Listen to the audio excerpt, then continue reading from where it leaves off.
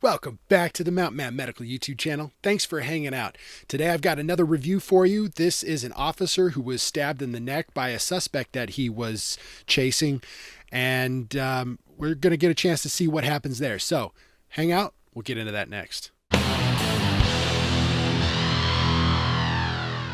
All right, guys. So let's go ahead and start this video off. Why are you running, dude? 23-1. Come on.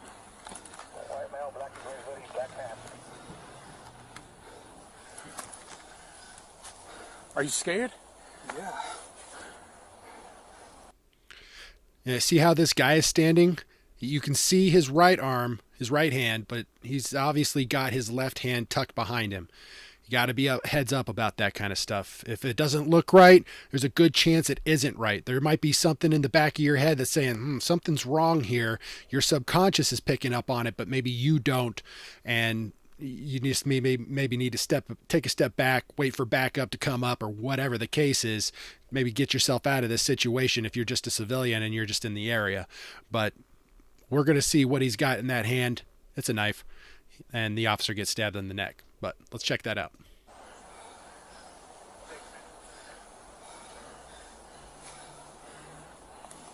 Hey, look, running's not gonna help. All right, one, I run a lot. Okay. On the side trail, I'm here with him. Hold on. Look, we're gonna walk back. Okay. Okay. Now, the thing of it is, you're still not in trouble, but obviously I can't trust you not to run anywhere. All right, so come on. Come on. I'm going to put you in handcuffs for now. Okay? Hey! You shot me. He's got a knife. Hey! Stop! Stop! Stop it! Stop! Stop right now! I got him at gunpoint. Stop right now! Stop! Nick!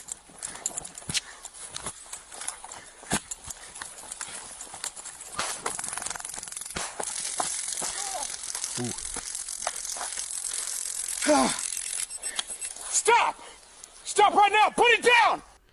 All right, so we saw the officer. He dropped his weapon there to the left. It looked like he had a Glock 19, Glock 17. Just drops that to the side there. Now, obviously, we can armchair quarterback this all day long. And until you're in a situation like this, you don't really have room to talk. But I think this is important to kind of point out that that's what we have holsters for. Anytime that you're done using that weapon for the moment, it needs to go back in your holster. You know, if this guy gets up and comes back at the officer with that knife, now he doesn't have any lethals. He does have the taser, and he is using that, of course. And the reason why those work so well is because it's not a pain compliance. It doesn't matter that if you can work through the pain whatsoever, because each one of those contact points, if you get hit in the shoulder and the other one's in the leg, all of the muscles in between those get completely locked up. So you don't really have a choice. You're just going to drop like we saw this guy did. And it's pretty uncomfortable, but some people can fight through the pain, you know, if they're a psych patient or if they're on drugs or something like that. So this takes that completely out of the equation. It locks up all your muscles. You don't have a choice. You're going to drop. But if that officer needs to get to his weapon, now it's on the ground, it gets kicked away from him. That's a bad day. So use your holster. Drop the knife! Throw it to the side! Put your hands behind your back! Put it behind your back right now! Put your hands behind your...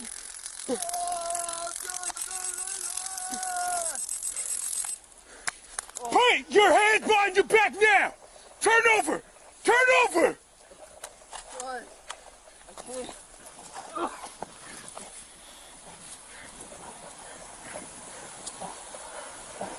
Show you 33.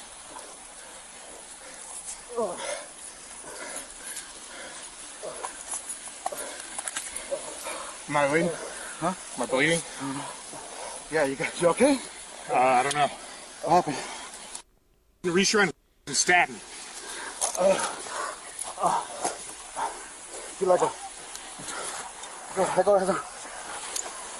Bring the medical. Come in here. Come in the medical. Julia 33 got stabbed in the neck. Get EMS rolling this way. Send to him. Here. I got QuikClot. Here. Here. Is it bad? It's not bleeding bad. Okay. All Give right. it to him. Just give Hey, it. pressure. That's good. Stay with him. No, I got you. Stay with him. Here. I'm good.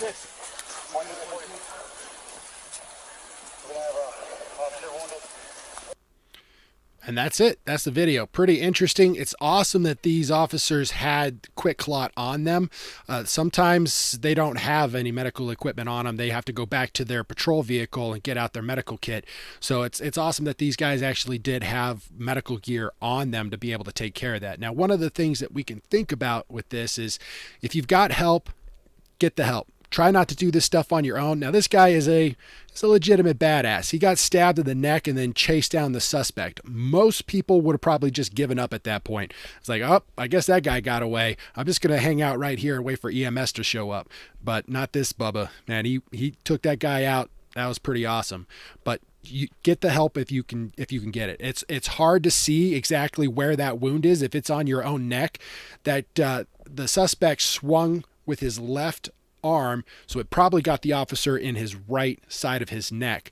So what you're going to do is you're going to try to roll that gauze up into a power ball and pack that down as deep as you can possibly go, and then continue to pack on top of that the rest of the gauze that you can get in there.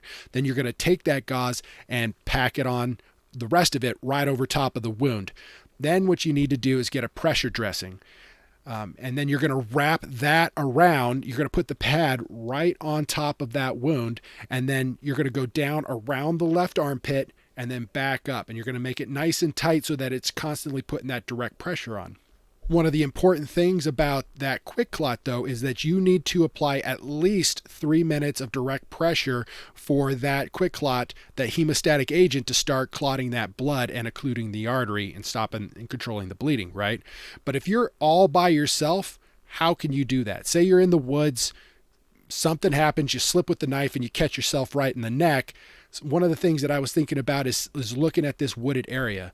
Now, he might be able to, if he's got the wherewithal, if he can think of this type of stuff, to walk over to one of these trees, find a good branch or something like that that's hanging off that he can use to stand up into to help apply that direct pressure. And if it was me, I'd probably go a little bit longer than just the recommended 3 minutes, just to make sure that that clot is actually doing what it's supposed to.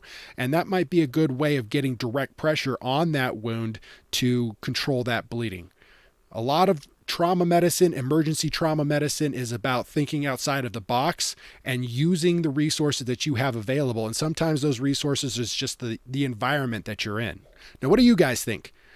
Go ahead and leave a comment down below. What are some things that I missed that we might be able to pick up from this video? What are some things that we can learn about this situation?